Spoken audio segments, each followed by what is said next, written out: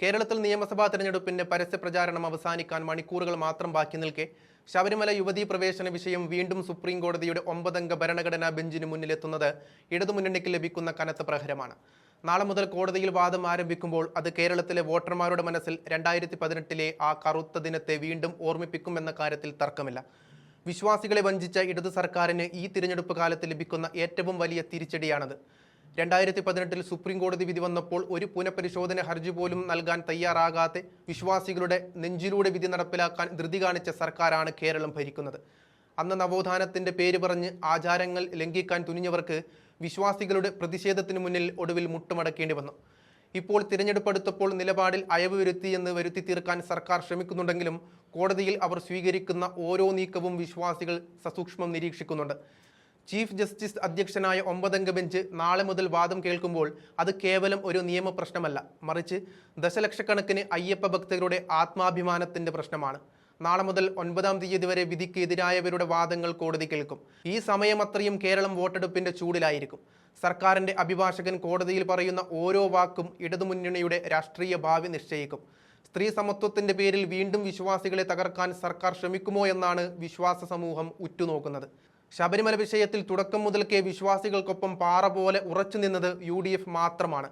വിശ്വാസ സംരക്ഷണത്തിനായി പ്രത്യേക നിയമം കൊണ്ടുവരുമെന്ന UDFന്റെ വാഗ്ദാനം വോട്ടർമാർക്കിടയിൽ വലിയ സ്വാധീനം ചെലുത്തിക്കഴിഞ്ഞു. സുപ്രീം കോടതിയിൽ ഇപ്പോൾ നടക്കുന്ന വാദപ്രതിവാദങ്ങൾ പ്രതിപക്ഷത്തിന്റെ ആരോപണങ്ങൾക്ക് കൂടുതൽ മൂർച്ച നൽകുന്നുണ്ട്.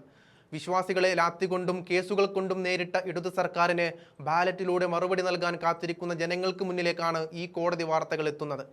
തെരഞ്ഞെടുപ്പ് പ്രചാരണ വേളയിൽ ശബരിമല വിഷയം ചർച്ചയാകാതിരിക്കാൻ മുഖ്യമന്ത്രിയും മന്ത്രിമാരും വലിയ ജാഗ്രത കാണിച്ചിരുന്നു.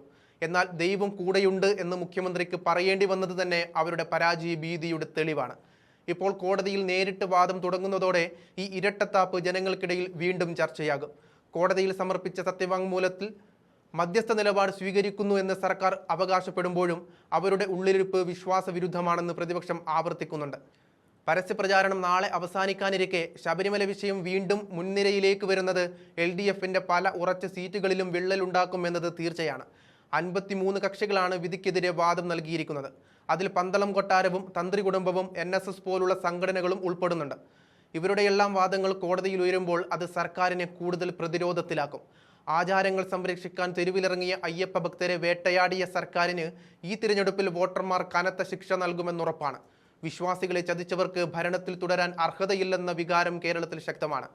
സുപ്രീം കോടതിയിലെ 9 ബെഞ്ചിന്റെ നടപടികൾ വോട്ടെടുപ്പ് ദിവസങ്ങളിൽ തത്സമയം പുറത്തുവരുന്നത് UDFന് അനുകൂലമായ ഒരു തരംഗം സൃഷ്ടിക്കും.